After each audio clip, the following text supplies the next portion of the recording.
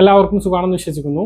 മുൻഗണനാ റേഷൻ കാർഡിന് വേണ്ടി വീണ്ടും അപേക്ഷകൾ ആരംഭിച്ചിട്ടുണ്ട്. മഞ്ഞ റേഷൻ കാർഡിന്റെ അരി വിഹിതത്തിൽ കേന്ദ്രം കാര്യമായിട്ടുള്ള മാറ്റങ്ങൾ വരുത്തുകയാണ്. ഇത് ഉൾപ്പെടെയുള്ള റേഷൻ അറിയിപ്പുകളാണ് ഈ ഒരു വീഡിയോയിൽ നിങ്ങളുമായിട്ട് പങ്കുവെക്കുന്നത്. റേഷൻ കാർഡ് ഉള്ളവർ നിർബന്ധമായിട്ടും അറിഞ്ഞിരിക്കേണ്ട വളരെ പ്രധാനപ്പെട്ട കാര്യങ്ങളാണ്. കൂടുതൽ ആളുകളിലേക്ക് ഈ ഇൻഫർമേഷൻ എത്താനൊന്ന് ഷെയർ ചെയ്യുക, ലൈക്ക് ചെയ്യുക.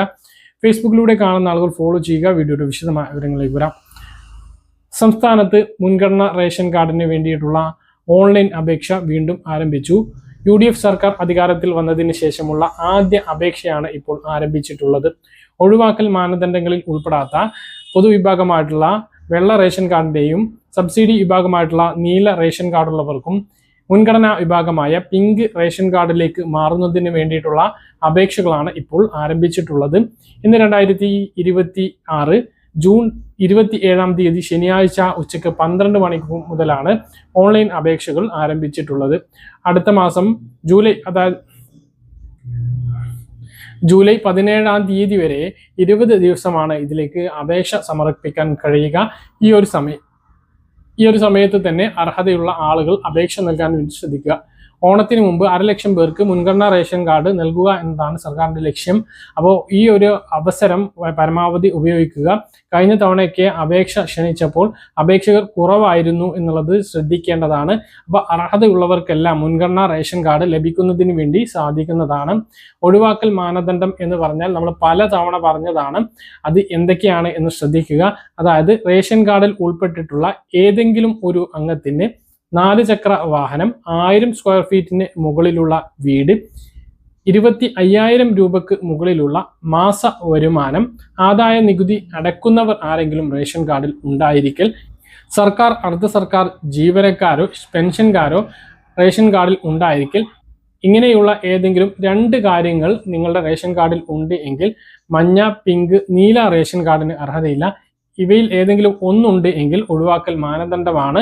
അപ്പോൾ അവർക്കും ഈ മുൻഗണനാ റേഷൻ കാർഡിന് അപേക്ഷിക്കാൻ കഴിയില്ല.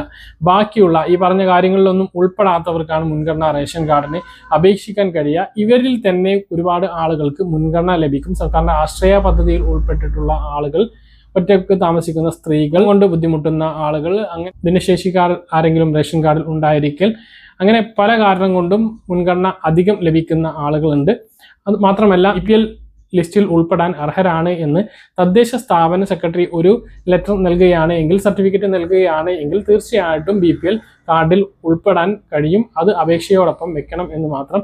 അതിനുവേണ്ടി ആദ്യം തദ്ദേശ സ്ഥാപനങ്ങളിൽ, പഞ്ചായത്ത്, മുനിസിപ്പാലിറ്റി, കോർപ്പറേഷനുകളിൽ അപേക്ഷ നൽകി ആ ഒരു സർട്ടിഫിക്കറ്റ് ലഭിക്കുകയാണ് എങ്കിൽ, നിങ്ങൾക്ക് അപേക്ഷയോടൊപ്പം ഇതുകൂടി അറ്റാച്ച് ചെയ്യുകയാണ് എങ്കിൽ നിങ്ങൾ തീർച്ചയായിട്ടും BPL ലിസ്റ്റിൽ ഉൾപ്പെടുന്നതാണ്. പഞ്ചായത്തിൽ അപേക്ഷ നൽകിയാൽ അത് പെട്ടെന്ന് കിട്ടില്ല. വീടുകളിൽ വന്ന് ഫീൽഡ് തല പരിശോധന പഞ്ചായത്ത് ഉദ്യോഗസ്ഥർ നടത്തും. അതിനുശേഷമായിരിക്കും ആ ഒരു BPL റേഷൻ കാർഡിൽ ഉൾപ്പെടാൻ അർഹതയുണ്ട് എന്നുള്ള സർട്ടിഫിക്കറ്റ് ലഭിക്കുക. അപ്പം ഇങ്ങനെയാണ് അപേക്ഷ നൽകേണ്ടത്. ഇതൊക്കെയാണ് കാര്യങ്ങൾ. ഈ 27-ാം തീയതി മുതൽ അടുത്ത 17-ാം തീയതി വരെയാണ് അപേക്ഷ നൽകാൻ കഴിയുക. മറ്റൊരു പ്രധാനപ്പെട്ട അറിയിപ്പ്, റേഷൻ കാർഡിലെ വിഹിതത്തിൽ കേന്ദ്ര സർക്കാർ മാറ്റം കൊണ്ടുവരികയാണ്. നിലവിൽ ഏറ്റവും താഴ്ന്ന വിഭാഗമായിട്ടുള്ള AAY മഞ്ഞ റേഷൻ കാർഡിൽ അരി വിഹിതം വെട്ടിക്കുറക്കാനാണ് ഇപ്പോൾ കേന്ദ്ര സർക്കാർ തീരുമാനിച്ചിട്ടുള്ളത്. വ്യക്തികളുടെ എണ്ണത്തിനനുസരിച്ച് മഞ്ഞ റേഷൻ കാർഡിലും അരി വിഹിതമാക്കുക എന്നുള്ളതാണ് ഇപ്പോൾ കേന്ദ്ര സർക്കാർ കൊണ്ടുവരുന്നത്. അരി വിതരണത്തിൽ തുല്യത പാലിക്കുന്നതിന് വേണ്ടിയിട്ടാണ് ഈ ഒരു മാറ്റം കൊണ്ടുവരുന്നത് എന്നാണ് കേന്ദ്ര സർക്കാർ ഇപ്പോൾ വ്യക്തമാക്കിയിട്ടുള്ളത്. നിലവിൽ സംസ്ഥാനത്ത് 6 ലക്ഷത്തിലധികം മഞ്ഞ റേഷൻ കാർഡുകളുണ്ട്. 18 ലക്ഷത്തോളം ഗുണഭോക്താക്കളാണ് മഞ്ഞ റേഷൻ കാർഡിൽ ഗുണഭോക്താക്കളായിട്ടുള്ളത്. ഇവർക്കാണ് അരി വിഹിതത്തിൽ കുറവ് വരിക. അതായത് നിലവിൽ 30 കിലോ അരിയാണ് നമ്മുടെ സംസ്ഥാനത്ത് ലഭിക്കുന്നത്. 35 കിലോ ഭക്ഷ്യധാന്യമാണ് കേന്ദ്രം മഞ്ഞ റേഷൻ കാർഡിന് നൽകുന്നത്. ഇതിൽ നമ്മുടെ സംസ്ഥാനത്ത് 30 കിലോ അരിയും 2 കിലോ ഗോതമ്പും 3 പാക്കറ്റ് ആട്ടയുമായിട്ടാണ് ലഭിക്കുന്നത്.